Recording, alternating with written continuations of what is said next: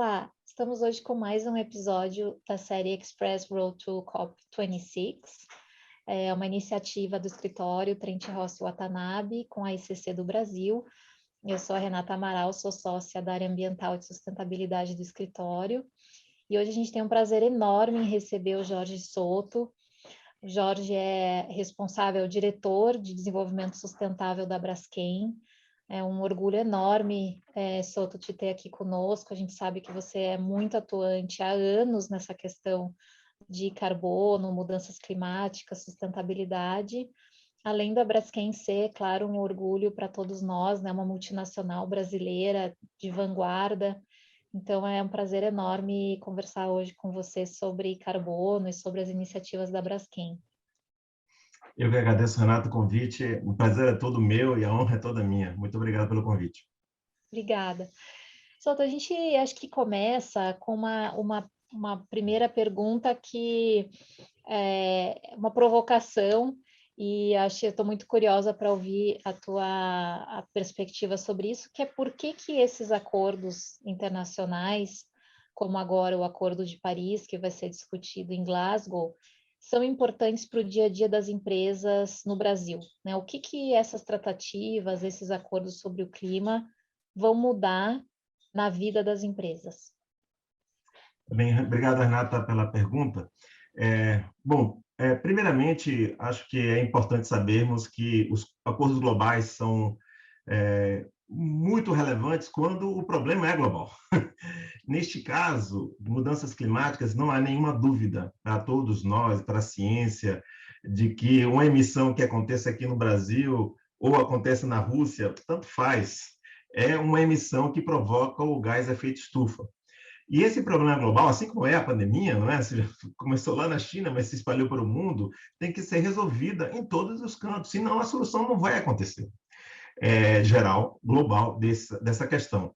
E a UNEP faz um relatório anual sobre este assunto, eles chamam de Emission Gap Report, que deixa claro que se quisermos avançar para controlar os riscos que o ser humano, que a nossa sociedade está enfrentando todos os dias, nesse exato momento, estamos vivendo uma questão de energia. Em alguns momentos, em alguns locais, está faltando água. Em alguns locais, é onda de calor. Assim, nós estamos vivendo já as mudanças climáticas. Se quisermos resolver isso e controlar isso conforme acordado em 2015, lá em Paris, no Acordo de Paris, limitando a mudança de temperatura a 1,5 grau, a 2 graus, precisamos atuar coletivamente e reduzir drasticamente as emissões desses gases que provocam o efeito estufa. Nesse último relatório da UNEP, do Emission Gap Report, as contas que são feitas são que para o que está comprometido até 2030 pelos diversos países, há um gap equivalente à emissão de 7 vezes a emissão do Brasil, até 16 vezes a emissão de um país como o Brasil. Esse é o nosso gap atual. Então, é necessário que o esforço coletivo seja fortalecido, e, para isso, são necessários os acordos globais. Então, essa é a principal motivação. É claro que depois isso se desdobra, há empresas que compreendem o seu papel, compreendem que esse é um assunto que merece o engajamento não só dos governos, como das empresas, e, em função disso, começam a atuar. E a Braskem é uma dessas. Nós, como você comentou, estamos atuando nessa questão das mudanças climáticas há muito tempo. Em 2009, lançamos um compromisso público, já fazem mais de 11 anos, mais 12 anos, um compromisso público que chamamos na época de É Preciso Amadurecer para Ser Verde, onde nos comprometimos a mensurar, a investir em inovação e desenvolvimento de novos produtos, a investir em soluções para as mudanças climáticas.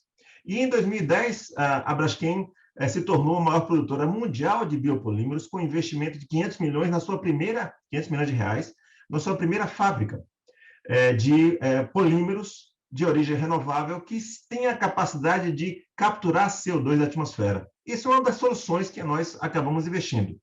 E ano passado reafirmamos esse compromisso, porque trabalhamos em ciclos de longo prazo de planejamento estratégico de ação, e nessa busca de analisar o que tínhamos feito no primeiro ciclo, que foi entre 2009 e 2020, o que iríamos fazer para o segundo ciclo, decidimos mais uma vez reafirmarmos a nossa ação nas questões climáticas com compromisso de redução de emissões em 15% até 2030 e nos tornamos uma empresa carbono neutra até 2050. Isso é um grande desafio para as indústrias químicas de uma maneira geral, mas entendemos que podemos e devemos atuar nesse sentido. Excelente, Soto. E fala um pouco mais para nós sobre a relação dessas metas e compromissos estabelecidos pela Braskem com o desenvolvimento sustentável.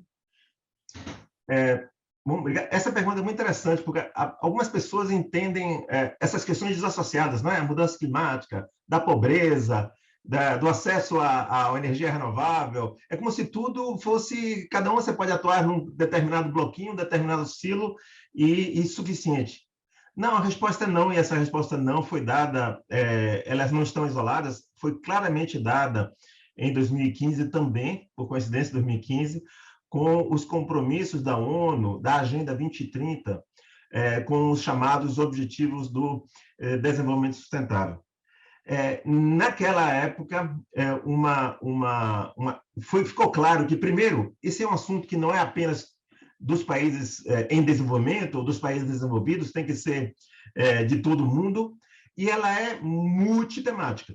Então, as mudanças climáticas, elas estão inseridas na promoção do desenvolvimento sustentável, e talvez seja o problema global que mais nos aflige hoje, mas não podemos de reconhecer que também tem gente morrendo de fome.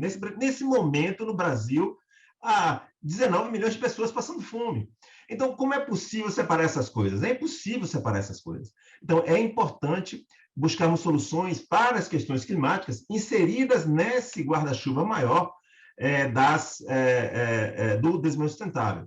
Nesse aspecto, na Braskem, definimos uma política de desenvolvimento sustentável, que abordamos todas as etapas do ciclo de vida dos nossos produtos, identificando quais são os principais impactos que acontecem em cada etapa, sejam positivos, sejam negativos, mas olhamos o todo. Olhamos o todo na busca dos recursos cada vez mais sustentáveis, e por isso passamos a produzir, por exemplo, como eu comentei, o polietileno a partir de renováveis. Buscamos entregar produtos para os nossos clientes que sejam cada vez mais sustentáveis. E aí, nessa lógica de produtos cada vez mais sustentáveis, precisamos desenvolver, investir em inovação e tecnologia para entregar isso para os nossos clientes. Então, na mesma linha, não ficamos apenas limitados ao polietileno, já desenvolvemos o EVA, outro produto químico que é usado, por exemplo, para produzir sandálias, aquele solado de sandálias de espuma, de fonte renovável. Estamos investindo na produção de um outro produto químico, o monoetilenoglicol, que é a matéria-prima para produzir o PET, que é a poliéster das garrafas PET. Esse também tem a característica renovável, também vai ter está em desenvolvimento de captura de CO2. Então, estamos também olhando para o que entregamos para os nossos clientes ser cada vez mais sustentável e, por fim, trabalhar com os nossos clientes para que eles entreguem para a sociedade produtos para a sociedade cada vez mais sustentáveis. Então, fazer melhores desenhos de produtos, como eu comentei, o uso de produtos que nós produzimos para que eles entreguem um produto mais sustentável. Então, nesse caso do EVA, um dos nossos clientes está chamando a sua sandália de sugar sandália. Então, essa é a lógica de levarmos para a sociedade produtos cada vez mais sustentáveis, e isso está tudo atrelado ao nosso propósito, que é ajudar a melhorar a vida das pessoas, criando as soluções sustentáveis da química do plástico. Então, tudo está interconectado, e entendo que assim deve ser sempre olhado.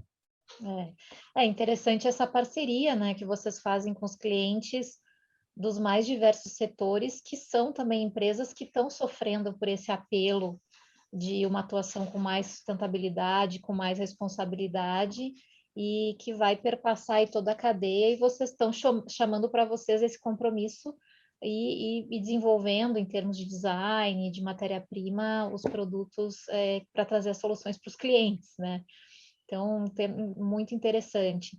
E um ponto que a gente vê muito da atuação da Braskem é como vocês se colocam publicamente, né? Estabelecem compromissos e divulgam esses compromissos de uma forma muito transparente. No dia a dia, trabalhando com sustentabilidade, mais aí sob o aspecto jurídico, de riscos, a gente acaba tendo muito questionamento sobre por que eu vou fazer isso, né, enquanto empresa? Se é que eu não estou me colocando num risco muito grande? E não deixa de ser uma pergunta legítima. Então, acho que conta para nós sobre esse, talvez, processo de tomada de decisões e por que a Braskem, no final desse processo, acaba decidindo por sim, por publicar e assumir esses compromissos.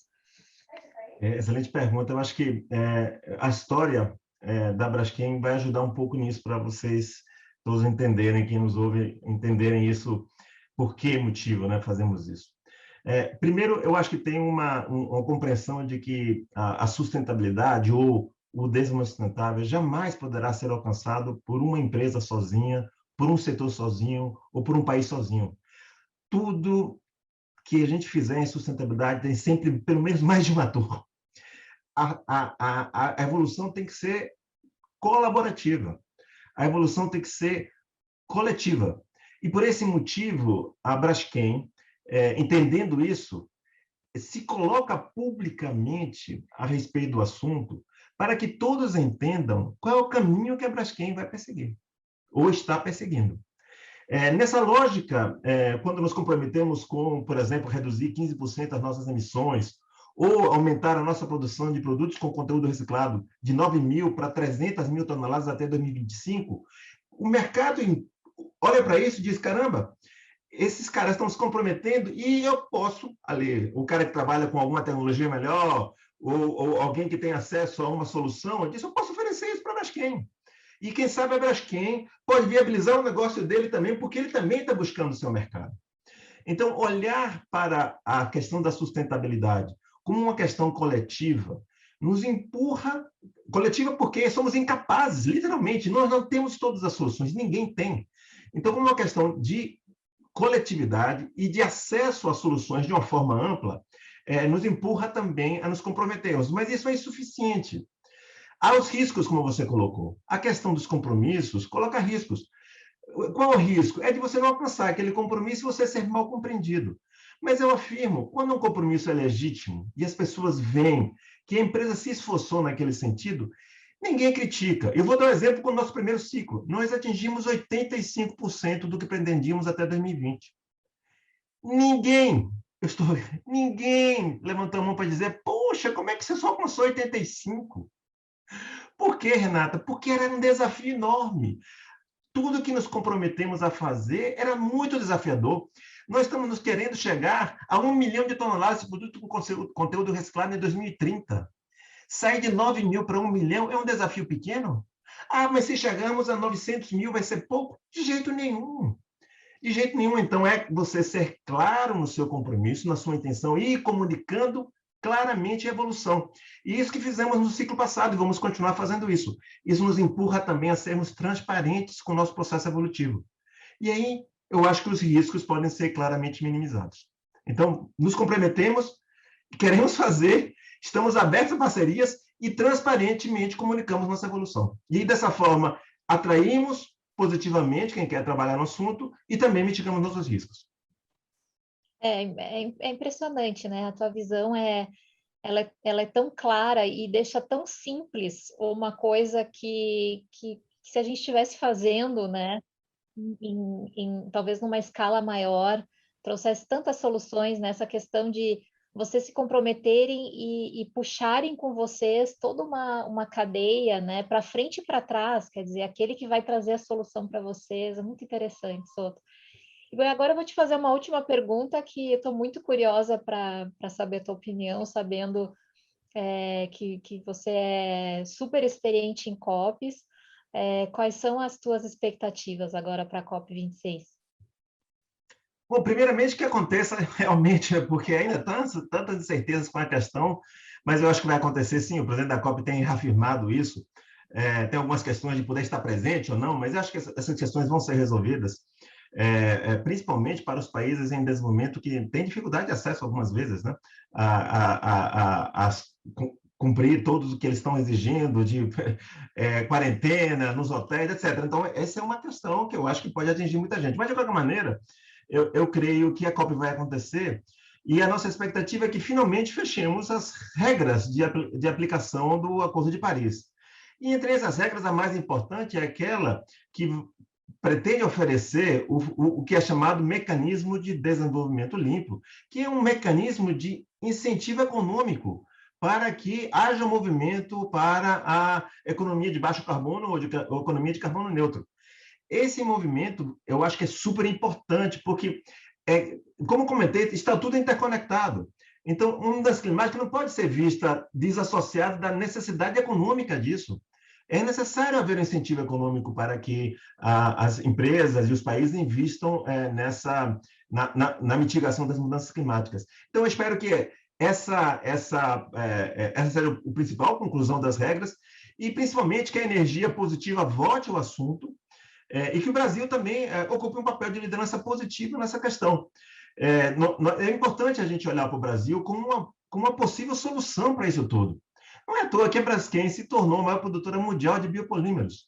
Nós temos aqui no Brasil condições de provermos soluções para o mundo nas questões de mudanças climáticas.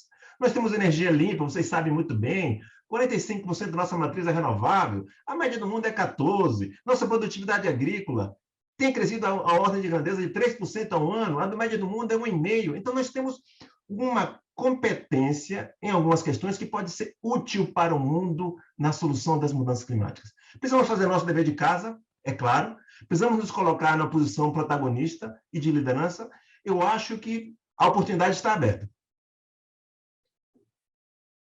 Soltou excelente, muito obrigada. Acho que é uma fala muito inspiradora, com informações muito valiosas sobre a estratégia da Braskem, como vocês têm se colocado e o racional, né, por trás disso.